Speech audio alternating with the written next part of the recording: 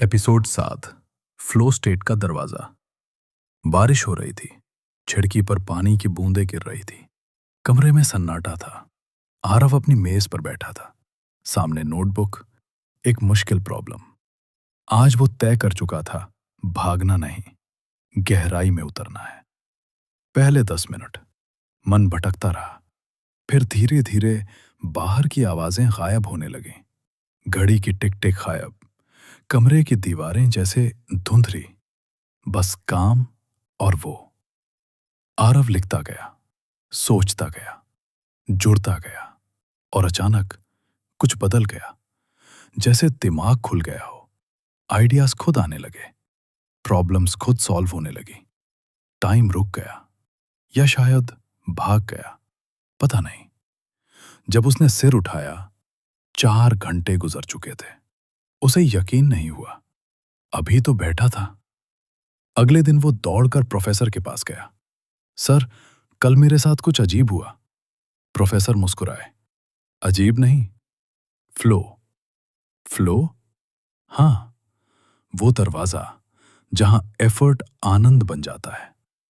Professor ने कहा, हर महान आर्टिस्ट, साइंटिस्ट, एथलीट कभी न कभी इस अवस्था में जाता है। यही पीक परफॉर्मेंस है। उन्होंने मिट्टी पर एक नदी बनाई और बोले, फ्लो नदी जैसा है। अगर पानी बहुत धीमा हो, ठहर जाता है। बहुत तेज हो, बिखर जाता है। सही संतुलन, यही फ्लो। आरव बोला, ये आता कैसे है? प्रोफेसर ने कहा, 4 चाबियां हैं। पहली चाबी, क्लियर गोल। दिमाग को पता होना चाहिए अभी करना क्या है। धुंधला काम फ्लो नहीं देता, स्पष्ट काम देता है। दूसरी चाबी, चैलेंज। काम इतना आसान नहीं कि बोर हो जाओ, इतना कठिन नहीं कि टूट जाओ। बीच का जोन, यही फ्लो। तीसरी चाबी, नो डिस्ट्रैक्शन।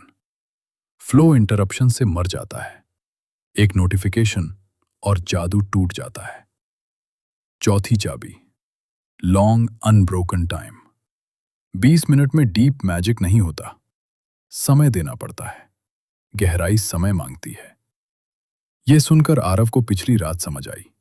सब कंडीशंस मिल गई थी और फ्लो आ गया। उसने एक्सपेरिमेंट शुरू किया। हर दिन 90 मिनट डिस्ट्रैक्शन फ्री, फिर 2 घंटे, फिर 3 घंटे।